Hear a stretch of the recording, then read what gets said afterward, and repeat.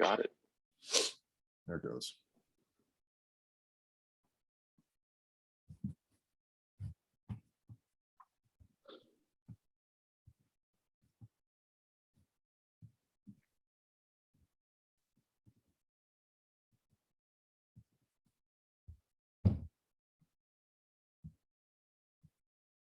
I forget I have to go through all this other stuff first. I could have been better prepared.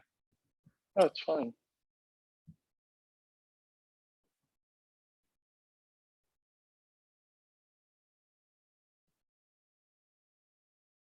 All right.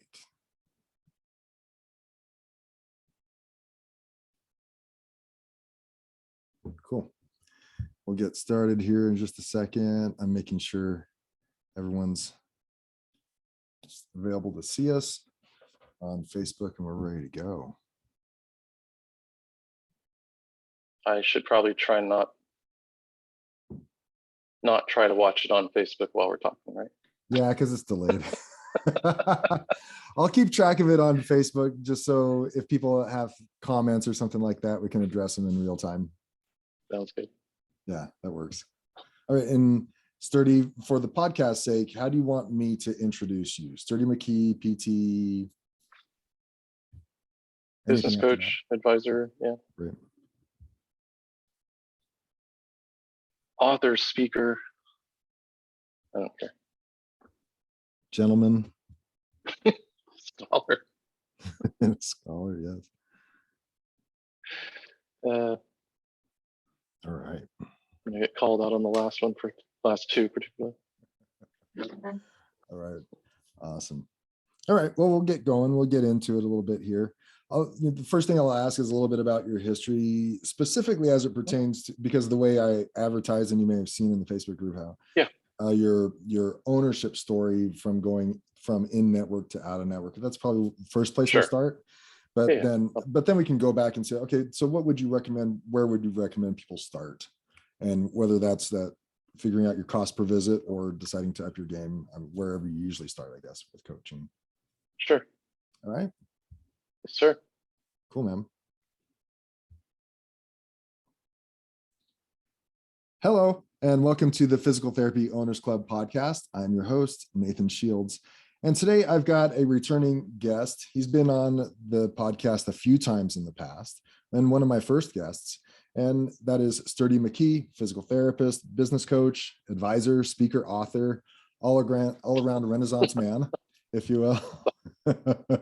Who Sturdy was kind enough to join my peer-to-peer mastermind yesterday to talk specifically about what owners should do and what they should consider in order to go out of network, especially with some of those lower paying insurances. And I thought, I wish I pressed record yesterday. So I invited him back to see if we could make a podcast episode out of it, because Sturdy has a unique experience, I think, in the physical therapy space, although more people are doing it.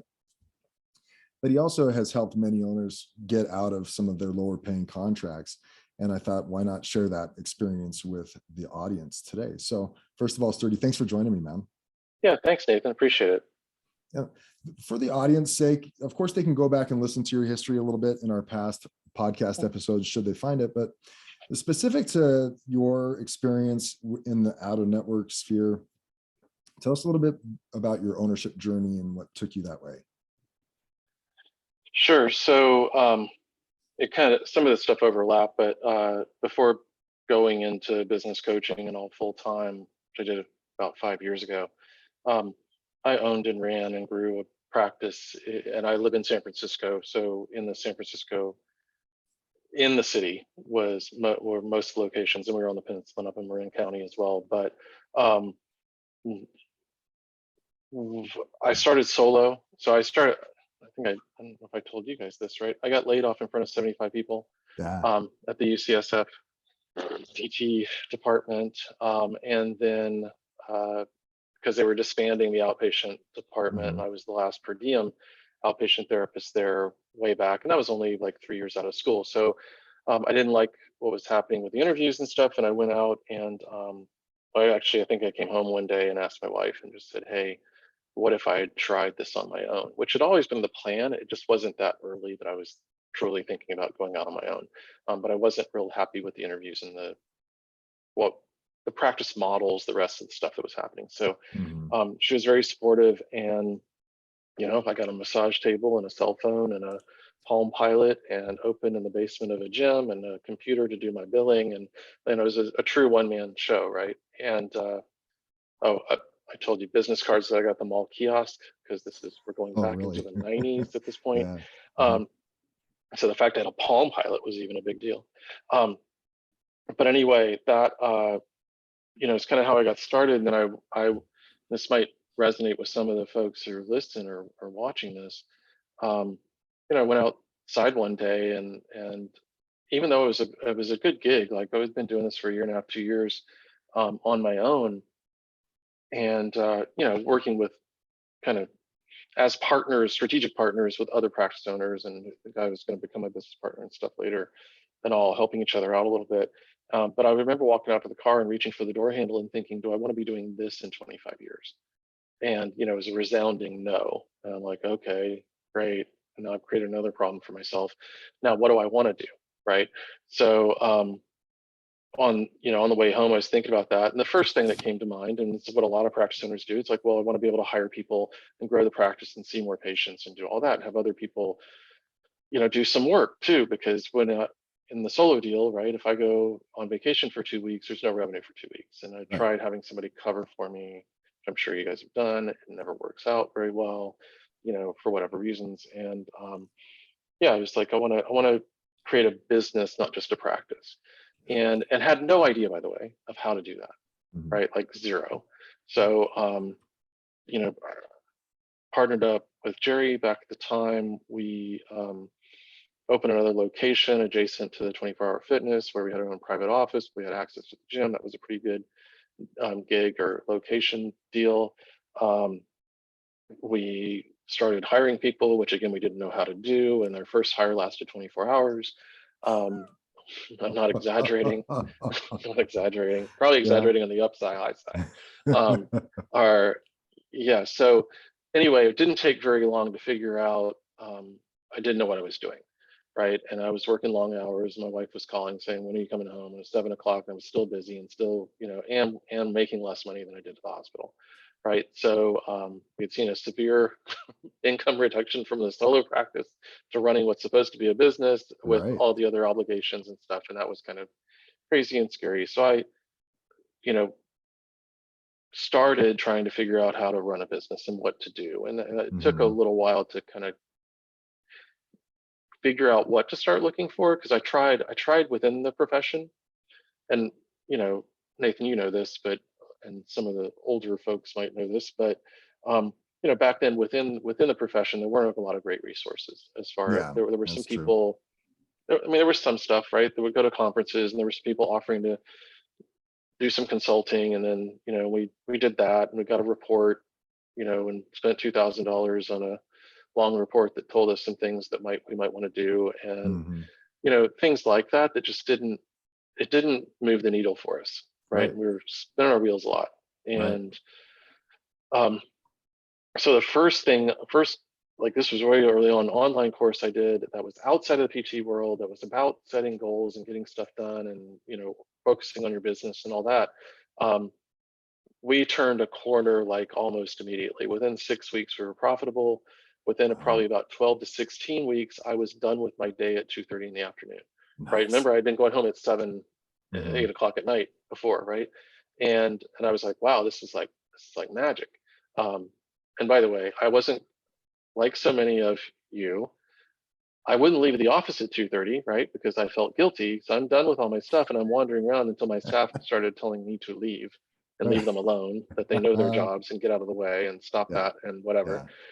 So then I could play, early bird golf or whatever and leave. But that was a revelation for me that, hey, there are some things out here and the resources and things I could learn and do that are going to qualitatively change my life and change the business and change the rest of it. So, went through a couple different coaching programs, did, use mentors, started just soaking up and learning and paying for education, anything I could do to get better on the business side. finally realizing, for myself that you could use these tools for good, not for evil. And, you're in charge. You can make the decisions that you want. So you can learn how to sell and then do it ethically and honestly and whatever. So those are things I made a deliberate effort to do over like the ensuing 15, 20 years, right? And so I don't, we won't even go into that. Sorry. So along the journey, one of the things I did, and this also might resonate with some folks, is I set goals for us to grow the business. And the mistake that I made was I set top line goals. Okay, meaning I set a gross revenue goal. I wanted to be to get to $4 million. I wanted to have X number of clinics. I wanted to have X number of employees. Right? And we achieved those. We got to 4 million run rate. We got to all the rest of it. And as I told you yesterday, we ended up with the same profit as we were getting at 2 million, right? Or even less than, meaning the profit margin, the percentage had shrunk, and I hadn't paid enough attention to that, preserving that. And we got bigger. We were seeing a lot more people, but the complexity had increased exponentially. And meanwhile, the reward side of things had not increased with it at all. As in your profit margin didn't increase. Well, profit margin did. Okay, so difference. So for those listening, right, profit is the money, the dollar amount. The margin is the percentage amount. So the profit margin was lower.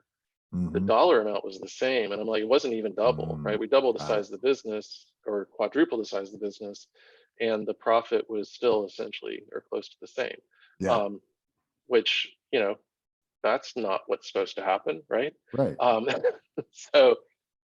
So that caused me to, and all of us and my partners and some of the staff and all too, to really stop and think and look at it and take stock.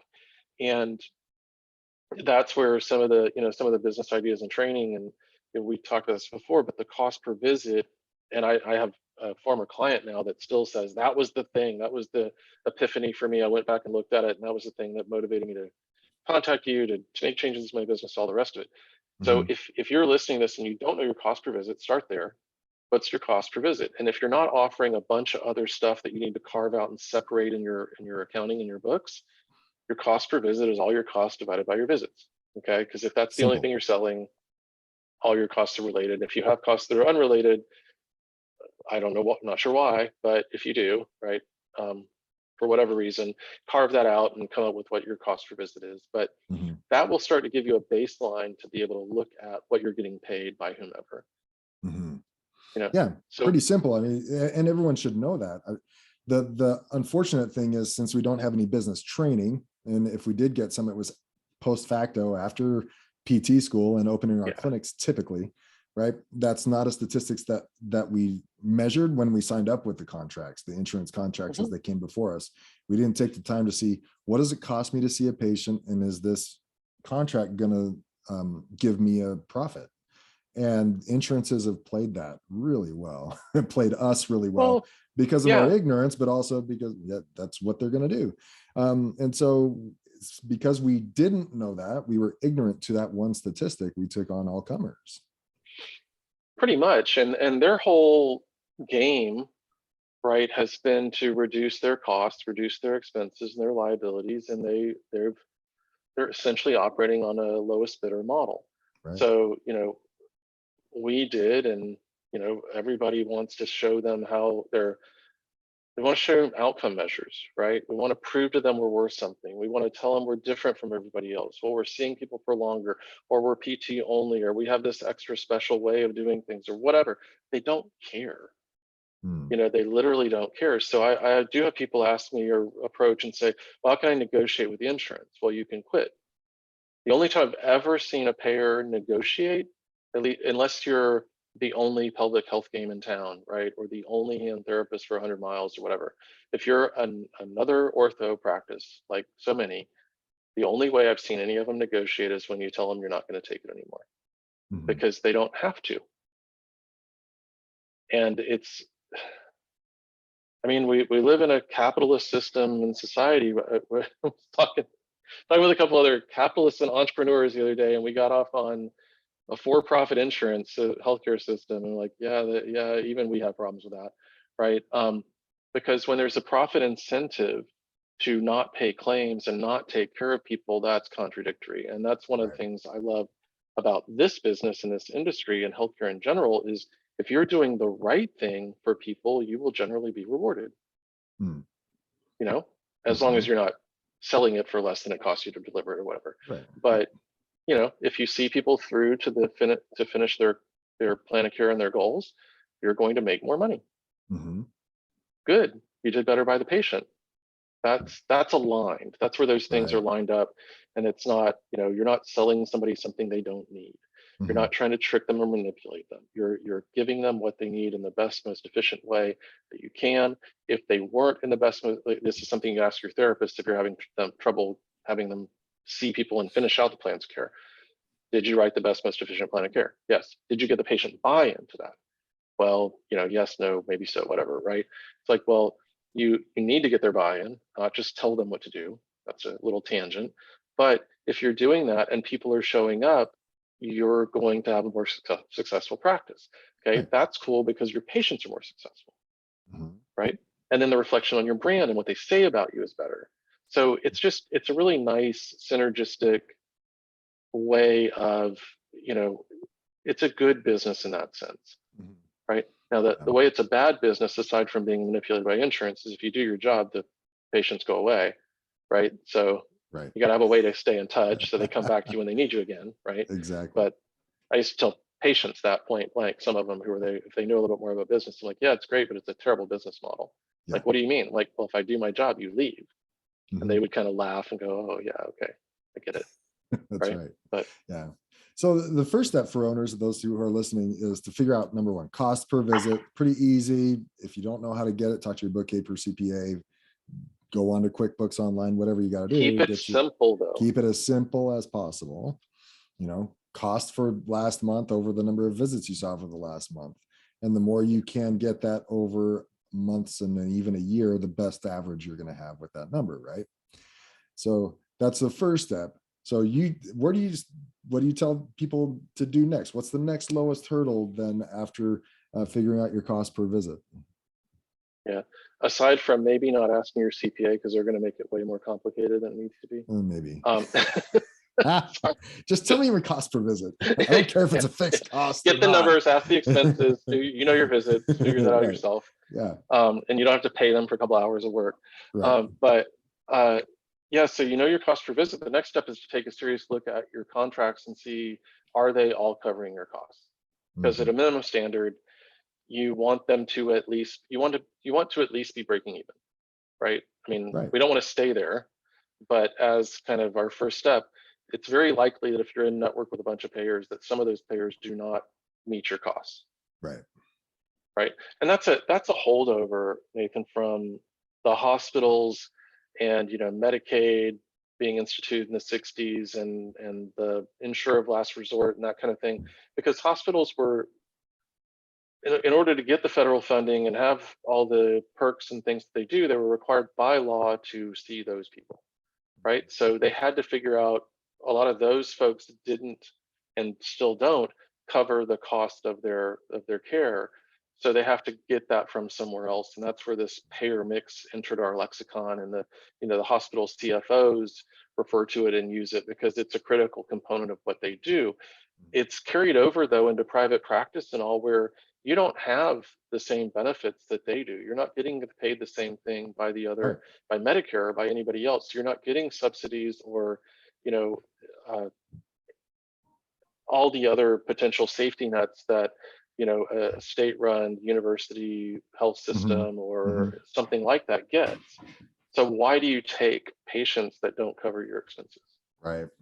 And if those audience members who have listened to my podcast in the past, ideally you're not signing on for contracts that just cover expenses, but at least they cover expenses and build in a profit to that number as well. Right. There's no reason to own a practice if you don't have like a 10% profit margin on top of your expenses and then properly address your contracts maybe. Right. Well, so that would be the next thing to start looking at. What should your pricing model be? What should you be charging? And where I want folks, you know, I want my clients to look at it is we do a budget, and don't let that scare you because I hate that stuff. So it's really, really simple. It's a 3-bucket budget. Okay. You got all your stuff goes into 3 buckets. So all your revenue, and you begin with profit. So start with profit. That's not the book profit first. Don't do that, but start with profit. If you're looking for a 15% profit margin or 20% margin or whatever it is, especially if you've already got an operating practice, go ahead and put that number down. So if you have $1 million in revenue and you want a 20% margin, $200,000 is your profit number, right? Right. Figure out what your overhead is. Okay, your overhead is all the stuff. When you print out, maybe not print out, put it on Excel so you can move it around. That's what I do. But export your P&L for a month or for 3 months or whatever, and take all your expenses that would not increase or decrease with hiring people. Okay. So your rent, if you hire 3 more therapists, your rent won't go up, unless you have to move, and that's not what we're talking about. Right. But if your liability taxes or your or insurance or your base rate taxes to the state or whatever, all the stuff that won't change, that goes in your overhead bucket.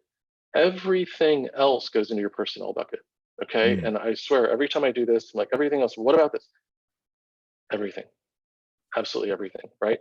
Anything that will go up and down with hiring people or letting people go or somebody resigning or leaving. So everything. So the taxes, the work comp, liability insurance, benefits, salaries, but it's not just wages and benefits, right? It's all the other stuff. So if your software licenses go up and down, that's part of personnel. If your billing expenses, right? You hire people and you see more patients, it goes up, part of your personnel. In part because you would also have to hire people to do that if you weren't outsourcing it. So it's not a fixed expense, it's not your overhead. It goes up and down with your sales. But, and this is straight out of Greg Crabtree's book behind me, Simple Numbers. Profit bucket, overhead bucket, personnel gives you your personnel or salary cap. And if you spend more on your personnel than what's left over, there's only one place for it to come from, right? So if you say I want a 20% profit and I have 25% overhead, I have 55% left for my personnel. So if I'm spending 65%, it ain't coming out of your overhead, right? You only got 3 buckets. So yeah. So what I hate is when people are like, well, my profit's what's left over. Like, no, your profit's what you begin with. Start with your profit. Right. Design your business to achieve the profit, that you want. This is again from Crabtree. Be a demanding employee, meaning you pay yourself a decent salary and all that stuff, but be a demanding investor as far as owning the business. Get paid fairly for the risk and everything else that you're doing there too, right? And if you ask me to invest in your business, I would want a return. I wouldn't want to break even, right? No. So kind of to your point about the contracts, no, you're not going to sign any new contracts at break even, but we're going to ensure that you're at least there to begin with so that you can move on, because what if you got, and most folks do or have had at one point a contract or something that pays less than their costs. So what do you do with that? Yeah. Right. So before we get into that, what's the Crabtree book you're alluding to? Oh, Simple Numbers. Okay. Just look up Crabtree Simple Numbers. You'll find it. It's straight talk. I'll say something, but simple numbers. Okay, so you figure out your cost per visit. You've set your money up into your profit, personnel, and overhead. Yep. And now you have, next step is probably just, okay, get your contracts together. What are you getting paid on average with each contract, and compare it against what that number is, right? Yeah, I mean, there are a couple. Compare that first and then think about, should I continue to accept this? There may be some, like on those ones that you're kind of break even that aren't a straight up case rate or per diem rate, there may be some efficiencies. There may be a way to create a 10% margin out of that that's legal and ethical through operations and whatever. But yeah, you got to have a baseline in order to even be able to in order to even be able to know what to look at next. Right. So you want to establish those things and kind of lay them out. And then you can decide where you're going to intervene, what you're going to do next, right? Yeah. So let's say that you see one where you're getting paid $18 less per visit than your cost. We're probably not going to make that up through efficiencies. right? So that might be one that I want to consider exiting. And I want to pause for just a second and say that, I've gotten these comments before. Well, you're out of network. Well, you're in San Francisco. Well, you're to whatever. I don't even own a clinic anymore. I got no dog in the fight at this point. But if I came to you, well, here, start with this. I'm not against the insurance companies as payers. I simply want them paying you enough. Right. Okay. So we're not in any kind of crusade or diatribe to get everybody to go out of network. What I want is for them to pay you enough that it makes sense for you to be under contract with them. Okay. But then back to that idea of if you're getting $18 less a visit than your cost from a particular payer, and you're not sure whether you should leave that, then I'll pose it to you kind of two different ways. One is I will bring you another 1,000 visits a month at that rate. If I can deliver those to you at the, $67, if it costs you 85, I'll give you 1,000 more of those visits. Will you take them? No, thanks. Well, right. Everybody's thinking, well, no, why would I do that? If you wouldn't take it, why do you keep it? Yeah. Okay. So if you don't want more of that, why do you keep what you have? And everybody knows, well, the doctors won't, refer to me and all this stuff. That is old thinking. Well, I literally had a client meeting this morning. They're going out of network with a particular payer. Is done the communication to patients, done the communication to physicians and stuff. He had one 92-year-old patient come in with her daughter who said, "Oh, I got your letter. It sounds like you can't do anything for me anymore." And the daughter and he looked at each other and they were just like, "That's not what the letter said." Right? She was just trying to get out of coming to PT. It had nothing to do.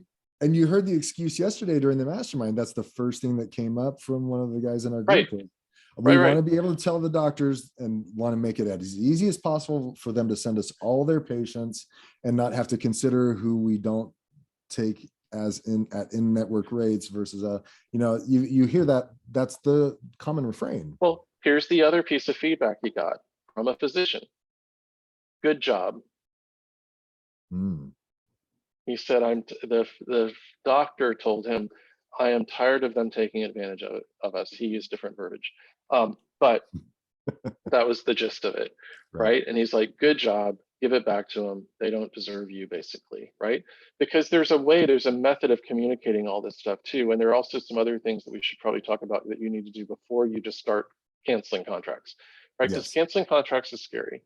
And where are those patients going to come from? But you start thinking about these dynamics, right? Of if I really am, and I've seen this over and over again, I've seen it worse, but I really am losing $18 a visit on people with this payer. Does it make sense for me to continue seeing them?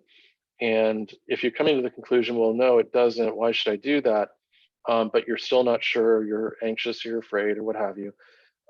There are a couple of things you can do to improve it. If you're on the fence about the decision, though, remember my challenge question yesterday? I want you to go home and sit down, at dinner or afterward with your beverage of choice and just ask your spouse, significant other, ask your kids, and just put it out there for them. Say, hey, 7% of my patients are paying us $18 per visit below what our cost is. What do you guys think about that? And they might have some questions for you, like, what do you mean? Like, well, I'm basically taking $18 from the other people that would be profit, by the way, it would be your money. And I'm giving it to these people that I don't know that are randomly assigned to us through this physician kind of network. Y'all think that's a good idea? Why don't you just sit with that for a second and think about what are your kids going to tell you? What's your partner going to tell you? Yeah, it's a great idea.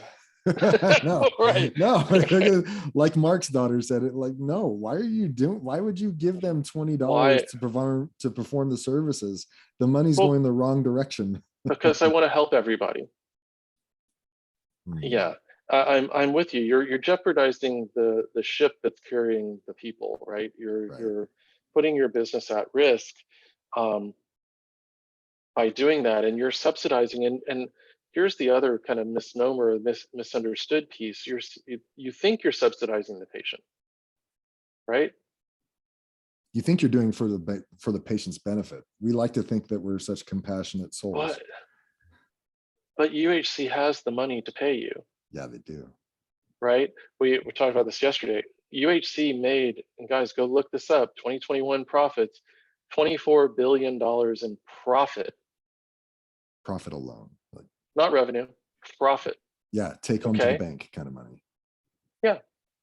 Reinvest, pay their shareholders, give their CEO bonuses. You're subsidizing UHC's $24 billion profit by taking whatever they give you below your cost, right? You're not subsidizing the patient. And the patient, that's why they call it your insurance. It's the patient's insurance, it's the employer. They can go back, but they're not going to go back unless they realize there's a problem. And if you just keep taking it and not saying anything and not doing anything, not taking any action, how in the world would they ever know there's a problem? UHC and all the rest of them are getting away with this, and that, watch, I'd only be so lucky that they found me and they would call. But our entire industry, the entire outpatient physical therapy industry, was worth somewhere around $50 billion last year. And UHC's profit, I want to tell you again, was $24 billion with a B, right? Wow. So, until we stand up for ourselves as a profession, that is one of the things I'm passionate about, I'm heated about. I want you guys to get paid a reasonable rate for what you do. I want you to be valued. I want society to value what you do. I want people to respect you and know what you do. But I want you, that starts, and this kind of takes us back to the beginning, that starts with you valuing what you do and your staff and your team really seeing the value that you bring to people and how you change their lives. Because it's really amazing the positive impact you have on people's lives. Right. And I think when we're in the business, right, and we're day to day, and we're stressed out about cash flow, and we're dealing with staff, and a doctor's on the phone, and a patient's worried about something, and all the little things that take your attention away, we lose sight of that, and we lose sight of the forest for the trees, and we're thinking about a $30 copay for this transaction, right? Or a $60 copay, or if I have my own price, maybe the patient's got to pay $75, and oh my gosh, that'll be terrible. What are you providing to that patient ultimately? Okay, if you help them get across the finish line, achieve their goals. And again, we kind of think in functional terms, like, oh, they can climb the stairs. Great. What does that let them do that they can climb the stairs? They know how impactful being able to climb 2 flights of stairs is in San Francisco? I bet you have to be able to do that in San Francisco. Everybody has stairs almost. I mean, my kid, even the other day, there was something on next door, and it was a ground floor apartment kind of behind a garage, but somebody said, this guy broke in, got to look, and my son's looking over my shoulder going, well, how do you break in? He's on the ground. Because everybody here lives on, my first story flat is on the second floor. It's the garage underneath, right? So by empowering people and helping them to be able to climb the stairs, they're staying independent in their home. Right? They don't have to move. They don't have to go into assisted living. What's the value of that? And think about that for a second, because now we're talking probably Medicare or something, but what if someone just below Medicare age can't get up and down the stairs and has to relocate and move? What's the cost and the emotional disruption and all the ripple effect that goes with that compared to, let's say it's $75 a visit and you see them for 10 visits? Is that worth $750? Right. That, again, the value that you guys bring, the value that everybody who would be listening to this brings to people is amazing. And it's inexpensive at almost any rate. Yeah, especially compared to some of the alternatives. Well, exactly. What are the alternatives? Yeah, physician visits, surgeries, MRIs, X-rays, medications, you name it. Compared to those, we save money. We save the whole industry money. We save the entire system, the entire society a ton of money. We help people in amazing ways, and we get paid the worst of anybody for it. That yes, I get upset about that, right? And by the way, you mentioned one, and I always want to bring this one up. What if they have surgery? they still generally need PT, Right. right? So they didn't avoid one thing, they just added a whole bunch of cost to it, Mhm. right? So yeah, I want owners to understand kind of what the basis is, and then be able to charge what they're worth, but also be able to feel good about it and get their staff and their teams on board with it. Because we as a profession, I'm talking about all licensed and other kind of ancillary, everybody involved with this industry and this business, we're we have, well, there's a little bit of the Peace Corps gene, right? There's a little Yeah. bit of the volunteerism. Right. We're in an environment that's being run by for-profit major corporations and stuff, and that's who's determining our payment and what we're worth. And they shouldn't be. You should Mhm. be, and your patient should be. Right. So starting with figure out your cost per visit, compare that with your contracted rates that you're Revenues. receiving, right? And then really getting the mindset of getting comfortable in the mindset that you are worth more, that you provide greater service as a whole for these patients than what you're getting paid typically from insurance companies, and change Mhm. the narrative to, no, these are our rates and this is what I deserve for the Yeah. service care, right? And so then next steps based on what you were sharing with us yesterday was get comfortable. The way you put it was upping your game, right? Yeah. Figure out how you can improve that patient experience. How can you improve what's unique about you and your clinics so that you can show that off, so the patients when they come in can get a different experience there than anywhere else. That also includes great care. Right. And I'm gonna do a quick plug. So Matt and I have been working on this, and we're releasing it. Okay. The best And physio business business in in the the world. world. Uh-huh. Yes. And Awesome. around the upping your game stuff, that's in there, and the KPIs and a bunch of other stuff. And it's a workbook. It's not a narrative. We're not going to tell you a bunch of stories about when I was 23 and what I did and all the other Yeah. crap you don't want to hear about. This is a workbook that I wanted to design for my kids to Nice. learn how to run and build their businesses.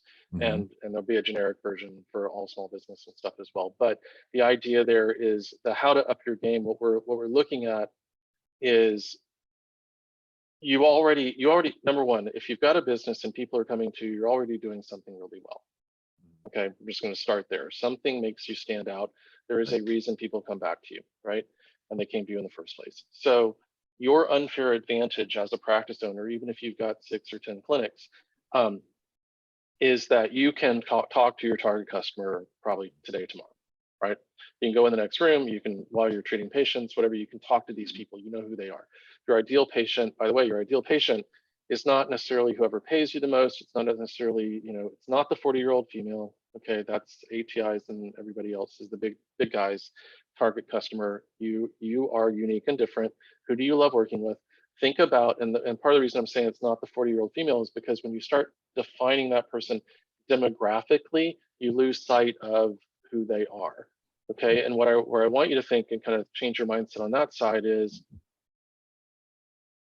who do you love? Who are you excited about seeing first thing Monday morning? Mm. Who will you move your lunch for? Not because it's the right thing to do or you need to or whatever, but because you would rather see them as a patient than go to lunch. Mm-hmm. Okay. Who are you excited about being there late on Friday afternoon, even though you've got to drive up to Tahoe and go through traffic and stuff? And you're like, no, this is going to be a cool start to my weekend because they're just awesome and I love them. Okay. Yeah. Those are the people that are your target customer. Those are the people you're Mm-hmm. going to talk to and ask, why did you come to us? Why'd you send your mom? Why? They're going to tell you what's unique about you. Okay. Right. And the other thing about that demographic thing is, if you do that, this is where it gets confusing for people. Like, well, they're not all 40-year-old women, right? They're not. There might be a 17-year-old cross country runner, there might be an 83-year-old tennis player, there might be, Mm-hmm. a 42-year-old in a wheelchair. I don't know. But whoever those people are, there's a psychographic, behavioral Mm. thread I get it. that is similar in all of them, right? Mm-hmm. So those are the folks that are going to be like, they're motivated, they appreciate you, they like what you do, they see the value in what you provide. You're more energized after working with them or while you're working Right. with them than the rest of the time. Those are the folks that you want to talk to them, because they're You want more of those people, and they exist, and they're not they're not a demographic segment. They are a psychographic segment, if you will. But then you up your game. You think about them, and you think about all the touch points in your business. Okay, you make a list, and the list sometimes gets a little long, right? We have this broken down in the book too, but what you're looking at is all those touch points. How many of those are your moments of truth? Okay, because you don't necessarily want to be known for your intake paperwork, right? But your intake paperwork is a touch point. It's one way they experience your brand. Right. Okay, so when they're doing that, my goal was always to make that suck less, right? It's not great. I don't want it, but I don't want it to be terrible. So if I can neutralize those things and make it okay, or improve it even a little bit, or make it even a little bit better than okay, great. But that's not really what I'm hoping people go talk about at dinner tonight, right? So the things that you want to be known for, the things that those people told you, how awesome you are and why you're different and why they came back to you and why they, my doctor sent me to this other place the second time and I tried it, it was terrible, and I came to you. Why? Because whatever those things are, that's the stuff you want to dial up, because those are your moments of truth. Those are your opportunities to really, if you've ever read Seth Godin, Purple Cow, those are the opportunities to be qualitatively different from everybody else. And what you want to do is not, even if that's a little quirky or weird or whatever, you don't want to dial that down and try to be like everybody else, which is so much of what we do, not just in our social lives, but our professional lives, our business. We're supposed to be professional. We're supposed to be, right? I should have been wearing a jacket and tie. I've been told that crap before too. That's not who I am, and I don't want to. I'll wear a jacket when I'm on stage, maybe. But I've kind of gotten past that, right? I'm not trying to look like all the other consultants and all the other coaches, whatever. If you don't like me, that's okay, right? But the folks who do like me are gonna get it even more, because if you're authentic and you're real, and even if you're a little weird or quirky, dial that up, man. I love the ours goes to 11, right? Just Untitled Chapter. Yeah, exactly. Dial it up to 11. Right. Yeah. And so when you're saying upping your game means improve what's unique about you, exaggerate that, but also speak the message that's going to attract more of that psychographic, the word that you used. Well, and clarify that message to get more of that person in your door. Improve their experience. Improve that psychographics experience. Yes. Yeah, your target customer, when you define who they are, and we're calling them target because they're not the whole target. They're the bullseye. They're the number 10. Right. All right. If you delight the few, the number 10, so you will get the many, right? You will attract the many. So delight the few to attract the many. Make the number 10 super happy with what you do. The 9s, 8s, 7s, 6s, 5s, they'll all come to. Okay. So the counterintuitive piece of this is, the more narrowly you focus and define that individual, and the more you tailor the entire experience, not just your messaging is important, but every piece of the experience to them, the better you're going to make it for a whole bunch of other people. Okay. But so when I'm saying up your game for that customer. Right. Okay. What's going to make their experience better for them? What can you do to, and again, that's back to whatever they're telling you, a lot of it. Right. If it's that you listen, don't go, oh, good job, I listen really well. How can you do that even better? How can you listen better? Yeah. Yeah. How can you make that even more intense? Right. And how can you make sure also that's consistent across all your staff? Right. Can you practice it? Can you create processes around it? Can you train to it? Can you make sure, recruit people accordingly, right? And you're just accentuating and dialing up the thing that makes you unique, whatever that might be. But that's not really what I'm hoping people go talk about it, right? Yeah. So the things that you want to be known for, the things that those that told you. Am I coming through Facebook Live now? Yeah, I'm here. Sorry. Good. So I got confused because I started hearing the Facebook audio all of a sudden. Yeah, I made sure I shut those tabs down too, just in case. So something went off there. But so you up the game with the patient experience and the messaging. What kind of time frame are you considering for that? Of course, it depends on how quickly you implement things, and it could be very individualistic. But if someone's like, okay, I'm going to really dial this in, I got my cost per visits, and I'm going to up my game. have you seen or experienced how long it takes for people to really grab a hold of what that patient experience is and improve it enough Yes. to, yeah, what do you say? Well, and I've done this in my own business, and I've helped lots of people, dozens of practice owners now do this as well. And the answer that really comes to mind, Nathan, is about twice as long as you think it's going to take. Okay. So, you can do some of these in tandem, some in parallel, right? Meaning that you can look at your contracts and stuff while you're raising the bar on your customer service game, right? While you're improving your touch points, while you're looking and focusing on those moments of truth. You can look at other things that you can add on. But I want to kind of also say that there's no finish line per Yeah. se. Yeah. It's always in motion. And even when you think you've got it dialed in, you might find out something from your NPS scores and surveys that you need to work on. You might have a payer that everything was going great with that decided to go from 130 to $67. And now, you're faced with another decision. So it's the playing field's moving, the goalposts are always moving. So I'm not sure it's ever completed. I think Okay. what you end up with though is a process. If you do this stuff and you implement it and you do it well and you commit it to your playbook, that you can repeat it. Okay, so then when in 3 years from now, when some other payer that you thought everything was cool with drop their payment, like in California years ago, Schwarzenegger came into governorship, he wanted to get rid of work comp fraud, so they basically slashed work comp and created a disincentive for people to be doing it at all. So work comp went from $100 and something to 58, right? Well, it's a state-run program. We didn't think the rates were going to drop by half. Right. You don't expect that, but it happened. Now they're back and they're not 58 anymore. But at the same time, it's like, okay, so what do? Do you adapt with that? That brings up another one. They're not 58 anymore. So do you opt back in? Canceling a contract doesn't mean that you never, ever, ever, ever go back and take them again, right? If the environment shifts, if they figure it out and raise their rates and it's a reasonable one for you and you want to opt in, that's fine too. But now you've got a process that you can repeat and you can iterate and improve upon as well. Right. Because we talked about this yesterday, but don't cancel all of them at once. Okay, pick one that's small. Pick one where if everything goes wrong with it, it won't cripple your business. That if you make a mistake, you'll learn from it and you can move on. If a physician gets really upset and stops referring to you, okay, you learned. So, be judicious about the decision you make and which one you're going to let go. Even if you've got 4 that are really bad, pick one, make it small, test it, go through, work on your communication, improve it. I mean,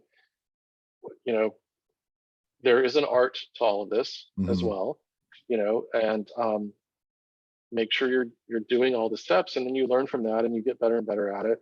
And I didn't ever cancel everything at once. It was as the market shifted, as the payment rates went down.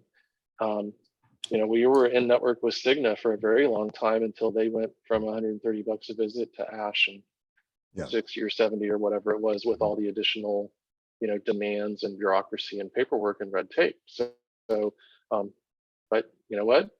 It made that decision really easy, and it made the process really clean and simple and straightforward because we'd already done it half dozen times. Where do you find most of your owners that you talk to that are doing this? Where do they drag their feet the most? What's the hurdle? What's the hiccup?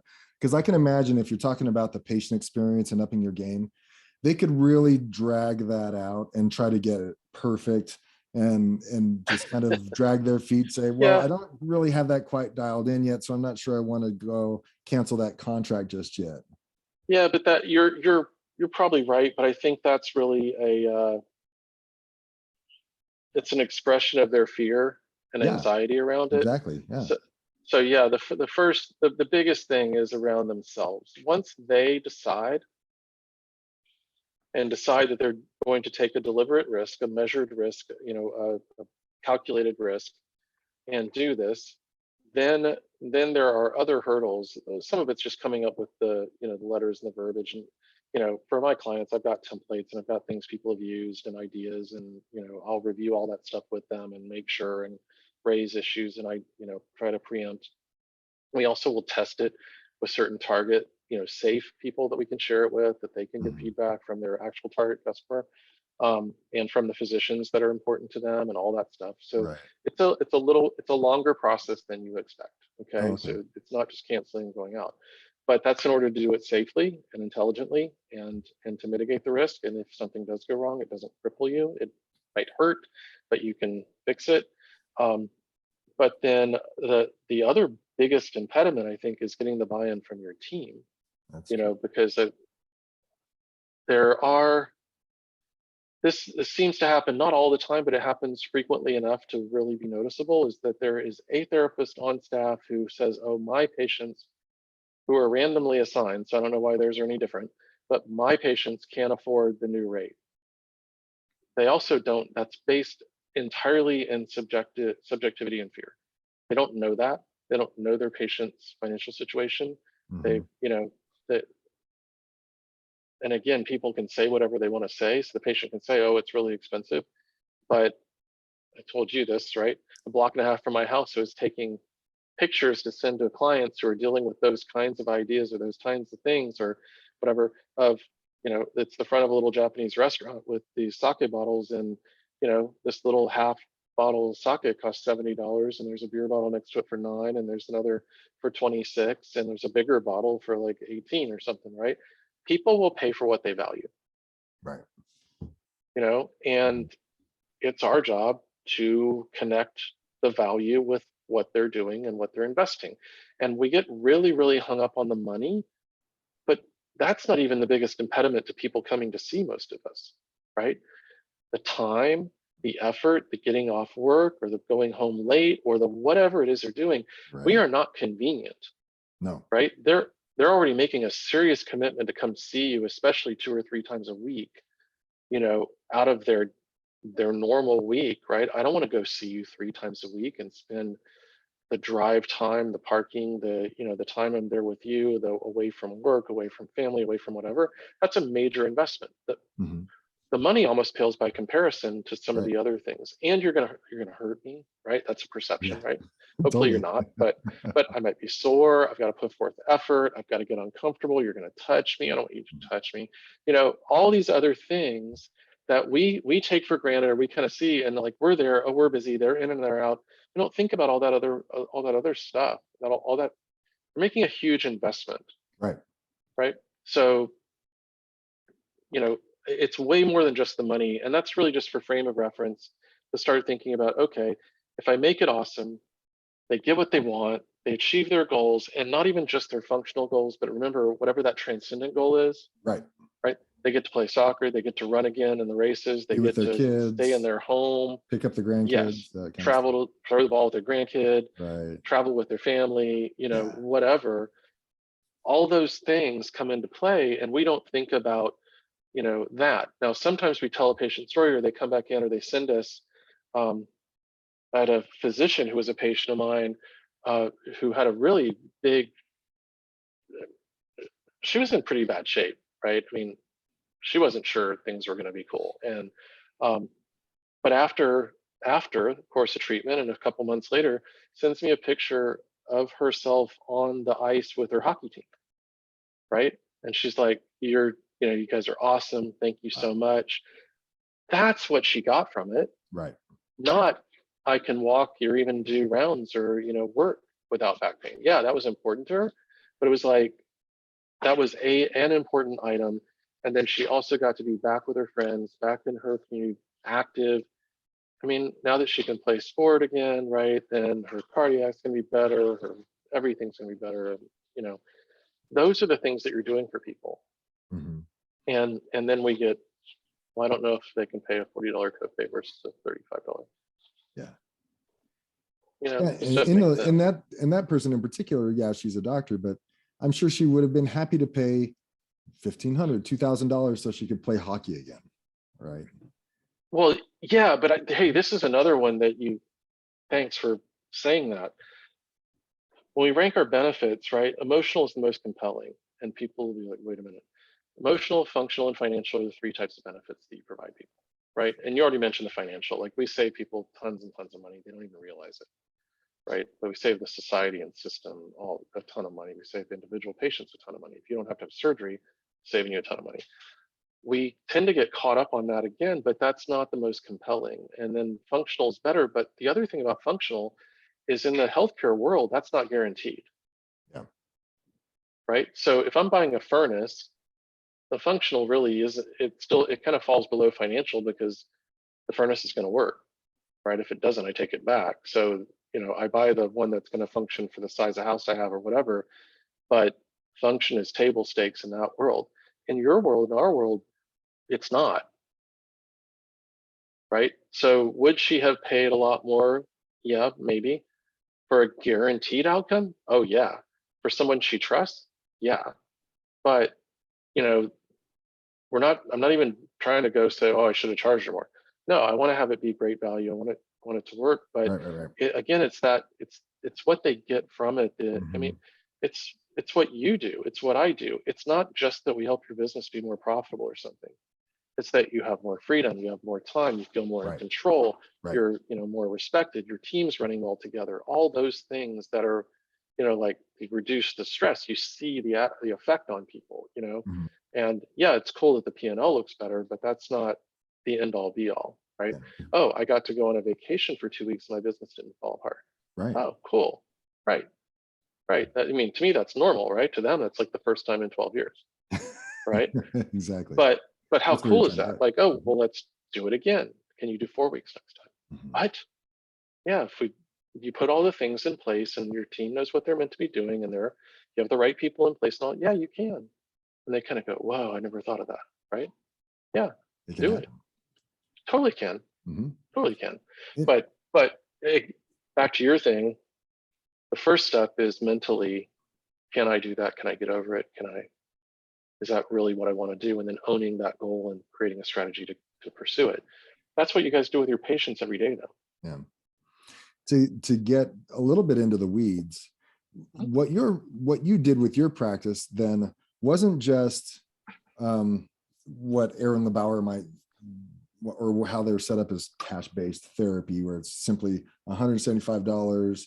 I pay you, you pay me, and then we're done. You're teeing this up for me, aren't you? No, well, I know where I'm trying to go with it is, and not necessarily the semantics of cash. And I know you have your ideas on that. Strong opinions there too. Yeah, exactly. But separate from that, and maybe people aren't used to what you were doing in this model, and that is finding out what the insurance would pay for you to be not participating, your clinic not participating with that insurance company, what they might reimburse you, and then charge the patient the difference based on what your per service rate was.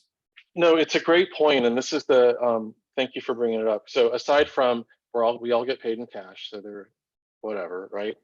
I would get this, and I am thanking you because like at conferences or somebody would hear something like, oh, well, you're just all cash pay. Like, number one, we're all cash pay. They're putting direct deposits into your bank account or whatever, but it's still US dollars, it's money, right? But number two, they would say, well, we're kind of out of network or not contracted with certain insurances or whatever. I'm not sure what you mean by cash pay. Like, well, the patient pays you and whatever. No, well, they do, but they don't.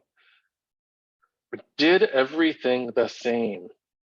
Okay. And again, I'm going to say everything because it was literally everything. And again, people will say, what about this? What about that? Everything was the same. Okay. Every single step was the same, except we weren't accepting the price point that Aetna said we're worth. Okay. So what I want to emphasize there is we get the patient scheduled, get their insurance information, call and check their benefits, figure out what that would look like based on our price point, not the payers. Okay. So the only thing was I didn't care what the allowed amount was. Okay. Except where it might influence how much total they would pay. Right. But our price was our price. So if you charged, let's just say $100 to keep it simple. If your price is $100 and out, non-contracted. I don't like out of network because that's their terminology, not ours, right? But I'm not contracted with pick one, ABC Insurance, and their out of network, their not contracted rate is they're going to pay $40. Well, then I call the patient back and say, hey, cool. So, your insurance says they'll cover $40 of it. Our price is $100. You'll owe $60 at time of service, right? That's it. So just like you do with your copay is $25, your co-insurance in this instance would be $60. Okay. Would there be more to the patient? Most of the time, but we were always surprised and people were shocked where some of the time that wasn't the case. Mm-hmm. And a lot more frequently than we thought initially. Really? So, and even where it was, sometimes it was like, oh, their in-network copay is $35 and they're going to owe us 45. Mm-hmm. So if we're not worth the way we do things and all the work we put into it and the patient experience, the rest of it, if we're not worth the $10 or the $100 over the course of their entire, plan of care, then we need to figure out how to earn that. Right. And we're not going to discount it either because we're going to earn it and convey the value and. Yeah, and you talked earlier about what your price point is, what a rate is. And I'm assuming, based on your experience with working with clients, it's more than $100 per visit, because Sure. if you're working with most outpatient orthopedic owners, they have a cash rate of $75 per visit, $90 per visit, and that still doesn't cover a lot of their expenses. I know, Nathan. Right? Now you're killed. Yes, you're exactly right. You're exactly right. And so if we can get people out of that mindset and go back to, okay, what is your profit margin? What do you want it to be? Go back to the 3 buckets that you were talking about earlier in the conversation. Right. Usually that number is going to come up higher, at least above 120. I mean, I haven't done this math as many times as you have, but you're going to probably see what kind of range across the country that the price points should be. Yeah, but I want to work backwards and think about your budget and your cost, because everybody's context is different. That's true. And that's one of the reasons I'm not a big fan of benchmarking. Okay. Because if I'm benchmarking against industry standard, but I'm doing something qualitatively different and I'm in a place where, the demographics are different, or my referral sources and cost diagnoses and all, I mean, there's so many layers to it that I want to look at what's your rent, right? What's your overhead? What's, my champion client is in Silicon Valley and has an overhead of 20%. Okay. I had a client that signed on with me a long time ago, a while back, in Indiana with a 47% overhead. So now I say that the Rockstar champion is at 20 because I got mine down to 22 and I was in San Francisco, right? Nice. But they beat me, right? And I'm like, well, I started looking at his stuff and asking questions like, hey, what are you doing, right? Because we're talking high rent district again with really low overhead. How are you working that? How is that happening, right? And I think part of that was kind of a forcing function almost, because it is so expensive here that we're a little more attentive to it maybe than some others. I mean, like, it's a matter of survival. You had to figure that out or you wouldn't have a profit margin.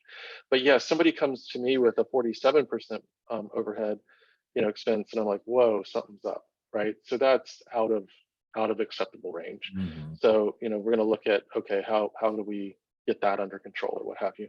But generally, I mean,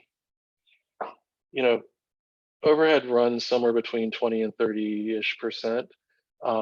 If you set your profit margin target to 15%, or 20 or whatever, 18, or, if you're going very far over 20, you're doing something significantly different from most. If you're doing the same thing as everybody else, you can probably expect 10%. That tends to be what kind of if we are benchmarking, the industry average is. Yeah, that sounds right. But why do you want to run $1 million business for $100,000? No.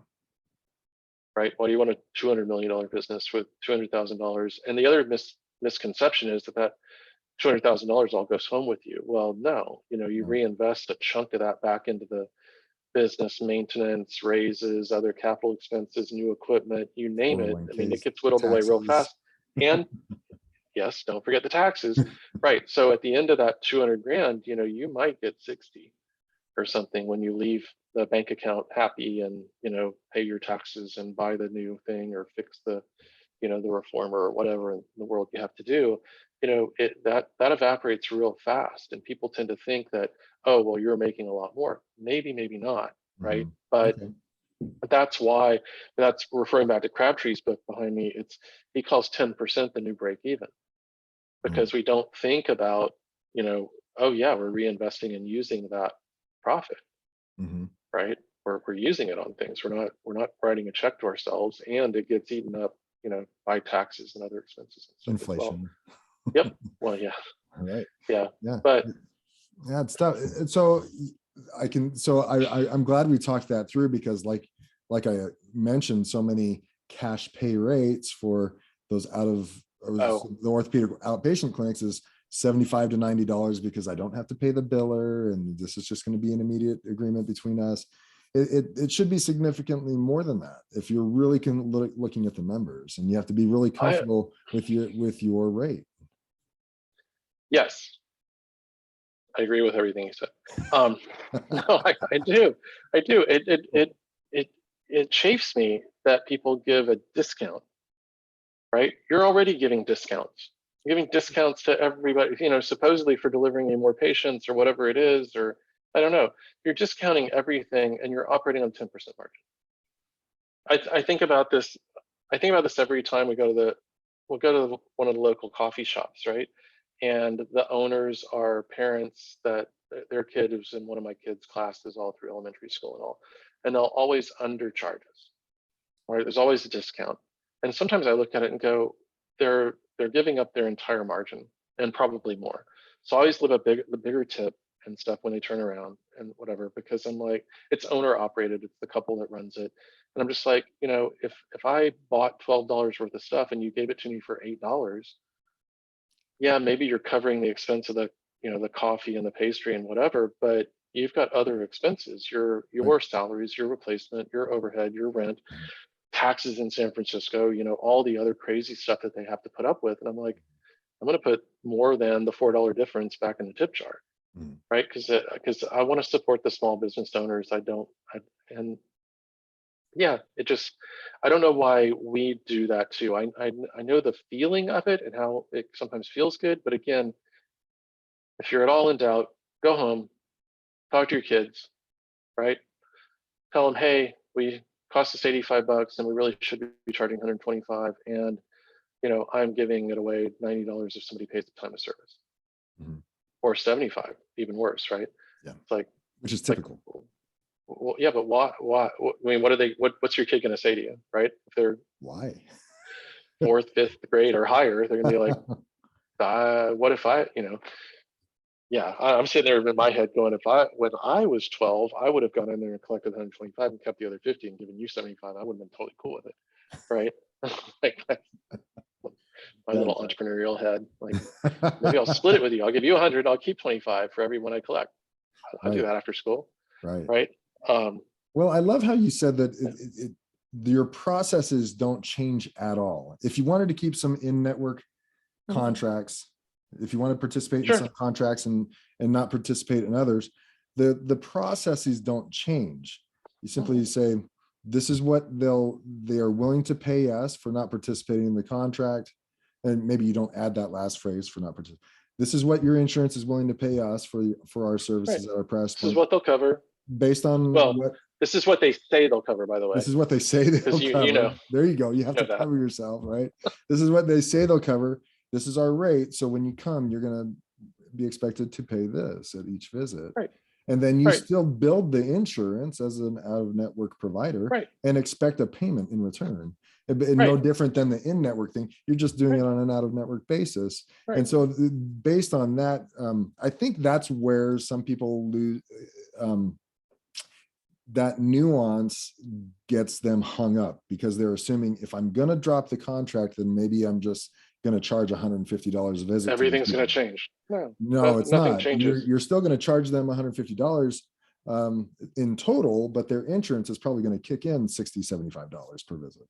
Or 125. I mean, you 100, don't know until you call and find out. Exactly. Right. Yeah. Well, and that was the other thing, right? And people would, say, well, patient. So I'm thinking back to like a patient call and going, well, what is, aside from Blue Cross, which out here was like $25 for everybody if you were weren't contracted with them, right? But they would call and say, well, what's Blue Shield going to cover? And I'm like, I don't know. Like, well, don't you see a bunch of Blue Shields? Like, well, yeah. Well, how come why don't you know? Like, well, because Google's contract is different from Nordstrom's, is different from city and county, is different from, so that's why we call on every single individual patient. Mhm. The thing with that is like, oh, that's more work. Yes, it is. It's more work. Okay. It might be more work. I hope you're doing it, but we would do that with every single patient because it was better for the patient, and that was built in, baked in to the price, to everything else, right? To the operations, to the system, to the hiring, to knowing how many people, staffing, all the rest of it. But we knew we needed to spend X number of hours a week doing the calls and finding the benefits and calling the patient back and telling them and sending it to them in writing and all those parts and pieces. So, because one of the things was no surprises, right? And we went through that. Right. We went through that. At one point, the communication was not great internally, and there were some folks trying to keep it a secret, and the patient would show up and be upset. It's like, well, why are they upset? Well, we didn't tell them. Well, why didn't you tell them? Well, it was a lot. We were afraid to tell them. Like, so you waited till they're here to surprise them? That's the solution? After they owed the money? Right. Well, or they showed up. now they're not going to stay, but now they're angry that they drove over. Like, right. Seriously, that's no. So being as transparent as possible, letting people know what they're in for. The other one thing here too is, and let's put this in the context of whether you're taking contracts or not or whatever, copays and co-insurances have gone up, Mm-hmm. right? Deductibles have gone up, Mm-hmm. right? So all the stuff we're talking about, with the exception of saying I'm not going to take this contract anymore, is applicable to everybody. Right. Period. Because what the patient's responsibility is and the value that you need to convey, the demands there have gone up. You need to up your game regardless. Because they're not opting to go to another provider that charges less. They're opting to not get care. Right. Right. Or to get a salon pass, or to go to the chiropractor, or do something somebody else. And again, if you guys do the best work with musculoskeletal patients of anybody out there, the best results of anybody out there, particularly for the price. Why are you not getting them into your clinic? Why are you not helping them? Right? You're letting them go somewhere else. Lay out the case. This is why we're the best place for you. This is what it costs. Right. This is what your insurance will pay. And then they will make the decision. Let them. Okay? Let them. I'm comfortable with that. Mm-hmm. Yeah, totally. But don't ever apologize, and don't allow your staff to apologize. I had this happen. Oh, I'm sorry, but your copays. No. No. I'm sorry your deductible hasn't been met yet. Why are you sorry? It's their deductible. It's the plan they chose. It's their, I'm sorry you got hurt and you need us, but that's what we do. We're here to help you. So let's get rolling. Right. Yeah, the right communication seems to be such an important and integral part of this as you're talking to patients, using the right words, using the right phrasing, overly communicating, like you stressed yesterday in our mastermind. Tell their doctors, tell their friends, tell them again in writing and in person and on the phone. Oh, if you're opting out. Yeah. Yes. As you're opting out. And your benefits. Yeah, and the benefits, communicate to them over the phone, and also when they come in and in writing and in verbally, like over communicating, and using the right phrases. It sounds like you guys either gain through a lot of experience or through a lot of role play to find out the proper phrasing to use. Well, I love that you brought that up. Let's come back to the role playing just a second. But one of the reasons for over communicating is we're all overwhelmed. There's so much noise. Right. So in order to break through and get anybody to hear you at this point in time, just in this day and age, you've got to repeat, you've got to come back, you've got to make sure, ask them and ensure they actually heard you and can repeat back or tell you what it was. Because I'm still fascinated about how, I think I was abundantly clear in what I said. And then someone says, oh, well, they reflect back to me what they heard me say. And it's like, that's not even close to what I intended. So how do we fix that, right? Yeah. So that whole communication thing, yeah, multiple times, repeating, the same message and stuff. And think about that with your marketing and your patient education and all too. You've got to repeat it, you got to review it, you got to ensure they can do it and they can repeat it back and all that stuff. So that is one huge thing. Role playing. So Jack Daly is a guy who wrote the sales playbook, and I took his idea for the playbook. I'm like, well, why don't we have that for the whole business, right? That we should have a business playbook. So I work with clients on that too. But the idea there is you're creating repeatable processes and stuff, right? And the role playing practice. If you have a process that, whether it's new or not, and he did this with his sales team, they figured out what the top quartile were doing. They wrote down the process, and then they put people in triads. And his sales team, and he had a company of 2,600 salespeople at one point, right? They broke up into groups of 3, and they role played, and they rotated between the prospect, the salesperson, and an observer. And they rotated through, and they had an objection they were going to practice today, and they went through it twice a week, every week, okay? And the third person, the observer, couldn't talk. Nobody could talk until the end of it, like everybody had gone through the role play. So once they'd all gone through, they did that for 15 minutes, and each one rotated, spent the last 15 minutes debriefing, what did I see, what I hear, what I learned, all that. It's like, and the way he presented it was 2 things. Number one, if I have a sales team that's practicing 2 hours a week, do I have a better chance of winning or dominating the industry? 2 hours more per week than anyone else, for sure. Right. So Yeah. 2,600 people Right. practicing, they were more effective, they were better. That's Yeah, why, of course. he grew and got as big as he did. Okay. The other thing he said though about that, because people and, getting people to buy into this and clients and teams to buy into this is really difficult sometimes, right? They Here's the don't thing like that, to role play. no, I mean, nobody does. We don't like to, well, we like to pretend when we're kids, right? And we'll pretend other times, but we don't like, with your coworker sitting there doing what you do every day, you're not going to pretend I'm the patient. It provides amazing insights to So watch other valuable. people. Right. Really, I could not agree more. It's really valuable. And when you can get people to test it and try it out, you can do it at a staff meeting, kind of see, they start to see it. They will be uncomfortable, but they will start to see the value. They'll see how somebody else does it. They'll start learning. They'll be interested, right? The other thing Jack said though was, if you're not practicing with each other, you're practicing on your customers. Ooh, Yeah.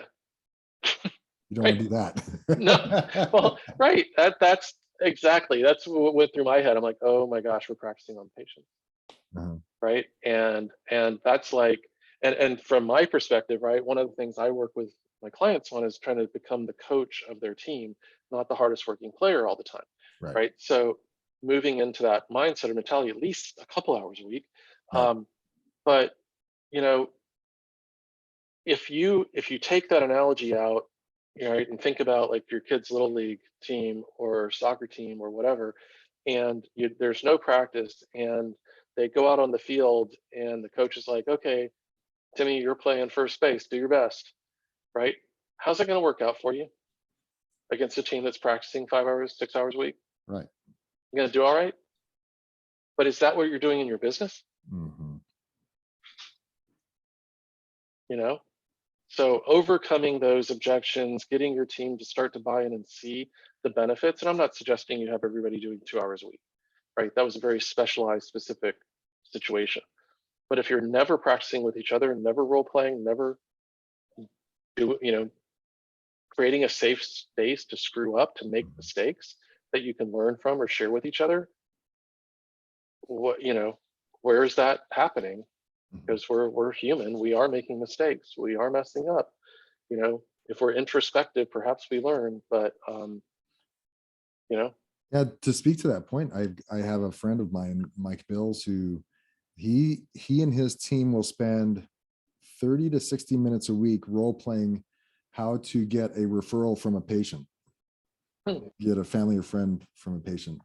And doing that on the regular basis has become such that their patient referrals are like 10% of their new patients.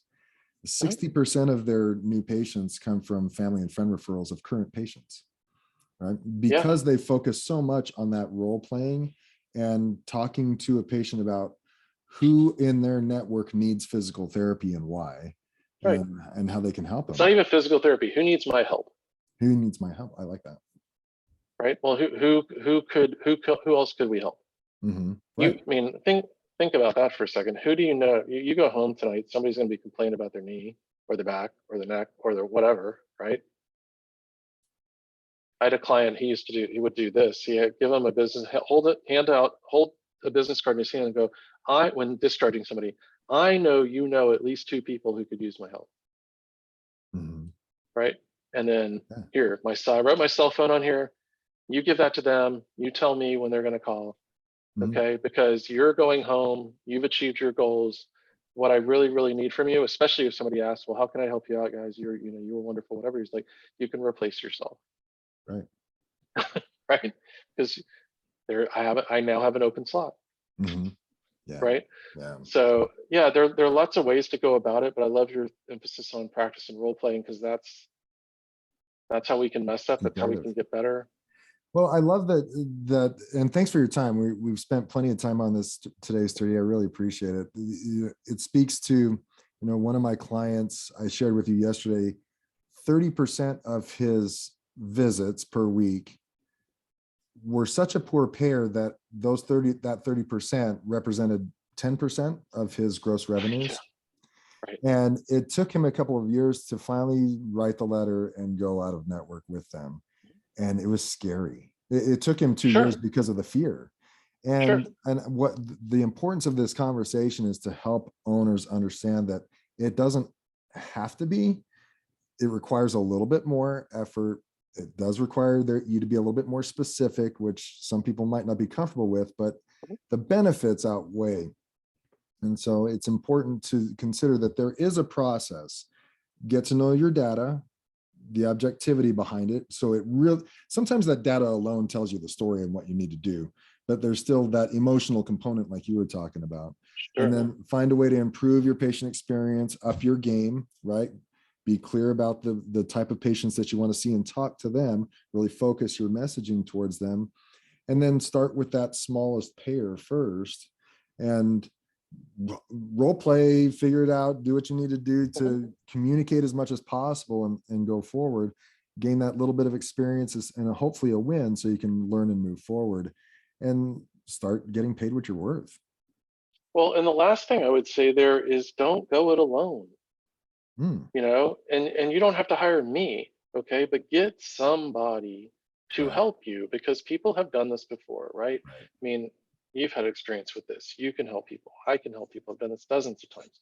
But this isn't a pitch for any individual. It's just, here's a last thought I'll leave you with. So people can use this when they're thinking about running their business, when they're coaching their team, when they're, whatever. We are conditioned, therapists particularly, but really everybody in healthcare, everybody in a professional position, whether they're an attorney, an accountant, an architect, or whatever, to be right. Right? We all got good grades in school in order to get into the PT school or graduate school or medical school or architect or whatever. Right? You had to have really good grades. You had to be right, and you had to do it by yourself. Okay. Right? So, because what's collaboration called in school? And it's not group project, right? If you collaborate on your final exam, what do they call that? Cheating. Yeah. So we are conditioned, and think about how many years you were in school. Okay.